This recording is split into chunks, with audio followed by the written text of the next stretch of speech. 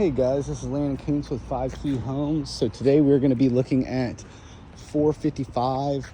This is another unit. It would be basically would have studio apartments right above it, and this would be the outside of the building.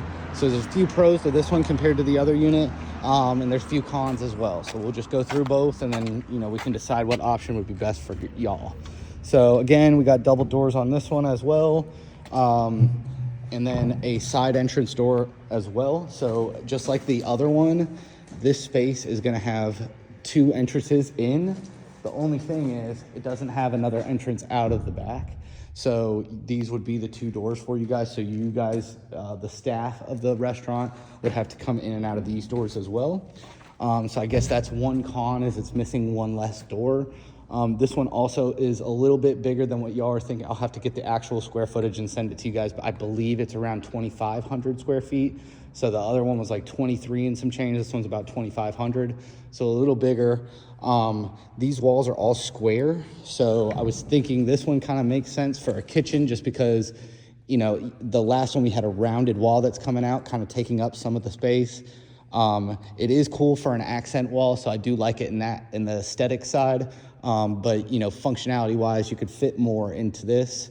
So I would guess that you would set your kitchen up in the back over here, probably in this area, and you would kind of have an L-shaped restaurant for seating. This ceiling is a lot lower than the other one. I would say these are probably 12 or 14 foot ceilings in here rather than a 24-foot ceiling in the other property.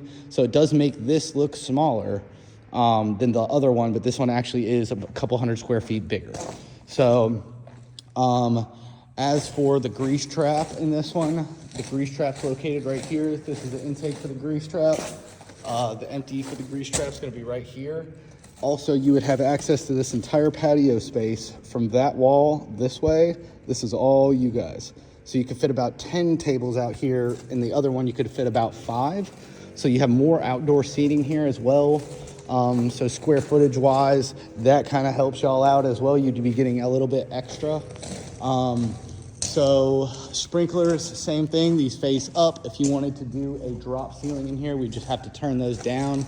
Same amount of sprinkler heads, so that cost either way on each building going to be the same deal.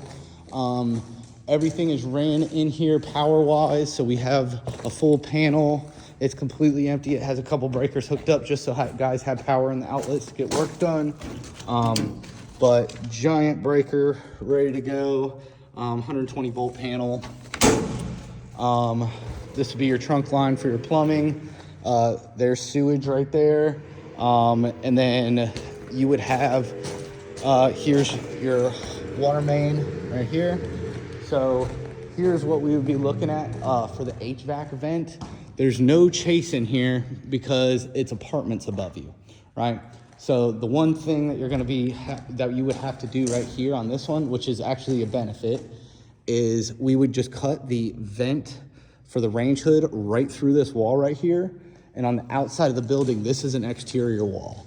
So we could go right through the concrete, right outside. We're checking to see if we need any filtration stuff attached to these that may upgrade the cost of it. So we're gonna double check and make sure that's not something we have to have.